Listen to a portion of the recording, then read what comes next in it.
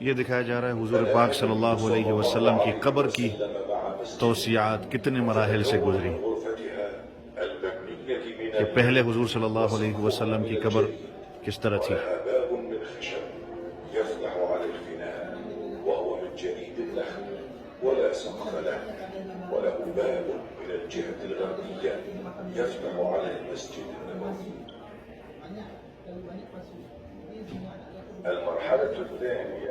دوسرا مرحلہ حضور پاک صلی اللہ علیہ وسلم کی قبر مبارک پر پردہ لگانا، جو عائشہ رضی اللہ عنہا کی طرف سے لگایا گیا تھا.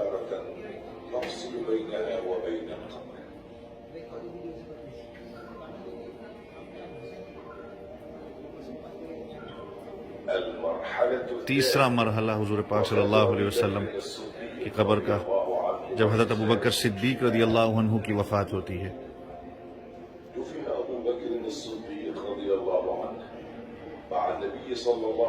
جب ان کو حضور پاک صلی اللہ علیہ وسلم کے پہلو میں دفن کیا گیا تو حضرت عائشہ رضی اللہ عنہا نے پردہ تھوڑا سا آگے کیا.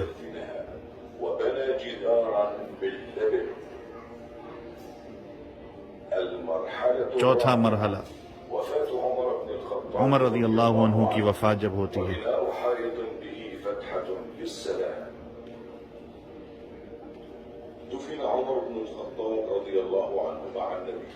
حضور پاک صلی اللہ علیہ وسلم کے پہلو میں ان کو دفنایا گیا اور حضرت ابوبکر صدیق رضی اللہ عنہ کے ساتھ.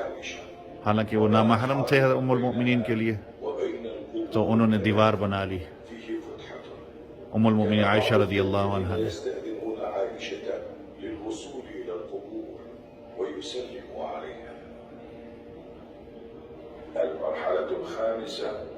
پانچواں مرحلہ حضور صلی اللہ علیہ وسلم کی قبر مبارک کا،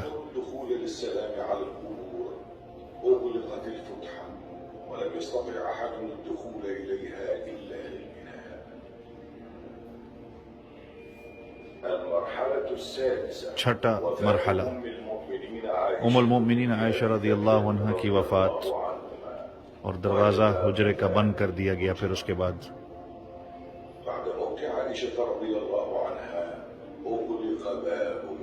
دروازہ بند کر دیا گیا تھا حجرے کا.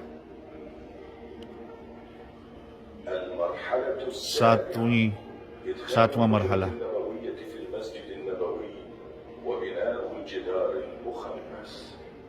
مسجد کے اندر قبر کا آنا. مسجد کے حصے میں ولید ابن عبد الملک کا حکم تھا کہ ساری جگہ کو ڈیمولش کیا جائے. آپ صلی اللہ علیہ وسلم کی ازواج مطہرات کے گھروں کو بھی ایڈ کیا جائے اندر.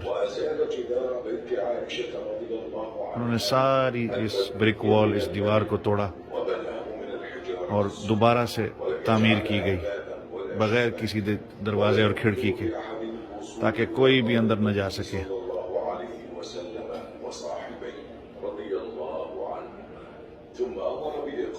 اس کے بعد ایک اور مزید دیوار بنائی گئی.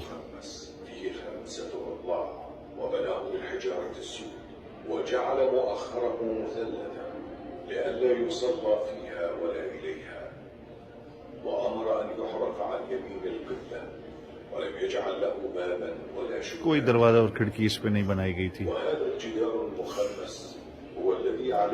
اور پھر اس کو پردے سے بند کر دیا گیا. اور یہ آج جو قبر جو ہے حضور پاک صلی اللہ علیہ وسلم کی جو روضہ مبارک ہے، وہ آج اس طرح ہے. اس کو آپ دیکھ سکتے ہیں.